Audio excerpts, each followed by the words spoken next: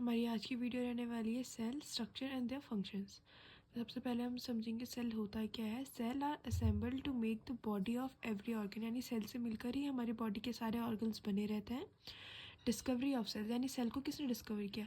1665 में Robert Hooke ने एक कॉक था जिसपे क्या किया, मैग्नीफाइंग डिवाइस लगाया। कॉक क्या होती है? जो हमारी बाग होती है किसी प्लांट की या ट्री की, बार्क यानी बाहर की छाल होती है, उसमें एक लेंस लगाया और उसमें क्या देखा उन्होंने, छोटे छोटे कंपार्टमेंट्स यानी से फ्लैट होता है ना, छोटे छोटे घर टाइप के देखे।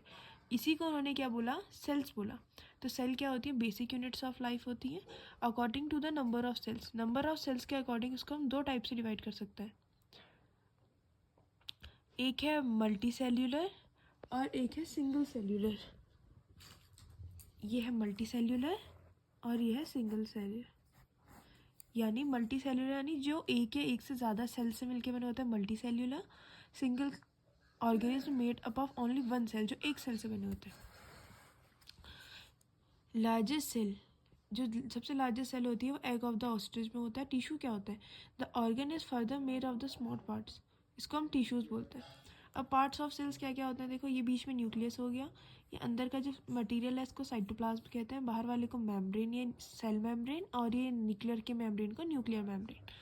सेल मेम्ब्रेन यानी ये बाउंड्री होती है। न्यूक्लियस क्या होता है? एक सेंटर में डेंस होता है, यानी घना बॉडी में कोई चीज़ होती है, इसे न्यूक्लियस बोलते हैं।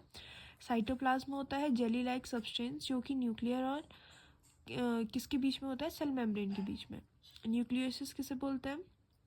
By microscope with the larger magnification body of the nucleus.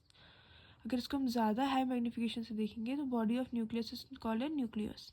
Chromosomes, nucleus contain a thread like structure that carry genes. एक थ्रेड लाइक स्ट्रक्चर होता है न्यूक्लियस में, इससे ये क्या कैरी करता है? जीन्स कैरी करता है, जो हमारे पेरेंट्स से हमें मिलता है। साइटोप्लाज्म क्या होता है? Living substance of cell. Protoplasm यानी जो लिविंग सब्सटेंस होता है सेल का। अब इसके बाद सेल को भी हमने टू टाइप्स में फर्दर डिवाइड किया, प्रोकैरियोटिक और यूकैरियोटिक। प्रोकैरियोटिक यानी ये प्रिमिटिव सेल्स होती हैं, इसमें ना न्यूक्लियर मेम्ब्रेन होते हैं, जैसे बैक्टीरिया, ब्लू एल्गी, इन सब में पाई जाती है। और यूकैरियोटिक किस में पाई जाती है? वेल ऑर्गेनाइज न्यूक्लियस होता है इसमें, all except bacteria and green algae, इनको छोड़ के ये सब में यही पाई जाती है। इसके बाद है प्लांट सेल्स। ये है प्लांट सेल और ये है एनिमल सेल। देखो आप, सबसे पहले न्यूक्लियस हो गया। साइटोप्लाज्म मैंने आपको बताया जेली लाइक स्ट्रक्चर। ये वोकस यानी ये रजधानियाँ बोलते हैं, ब्लैंक स्पेस होता है। Cell wall found in the plant cell, ये प्लांट सेल में पाई जाती है। लार्जेस्ट व्हीकल स्मॉलर, जो लार्ज व्हीकल होती है वो स्मॉल हो, जो लार्ज व्हीकल किस में होती है? एनिमल सेल में होती है, देन प्लांट सेल। उसके बाद है ट्रेट सेंटिया लीफ। ये क्या होती है? Several small coloured bodies in the cytoplasm of the cell that leaf that carry scattered in the protoplasm of the leaf called plastids, इन्हें रजधानियाँ बोलते हैं। क्लोरोफिल, ये ग्रीन पिगमेंट होता है।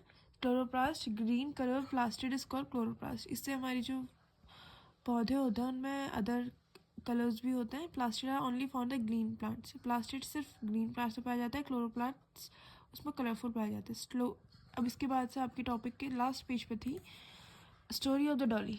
डॉली एक क्लोन थी जो कि शिप की क्लोन थी। इसको बनाया था 5 जुलाई 1976 के। इसके पेरेंट्स क्या थी? Finn Dorset sheep and Scottish blackface ewe, यानी इन दोनों की हेल्प से इसको हमने जैसे बोलते हैं ना टेस्ट ट्यूब बेबी, इस रूप में हमने इसको बनाया था। एक क्लोन थी लेकिन कुछ टाइम बाद इसकी डेथ हो गई थी। तो ये था हमारा topic cell structure and functions.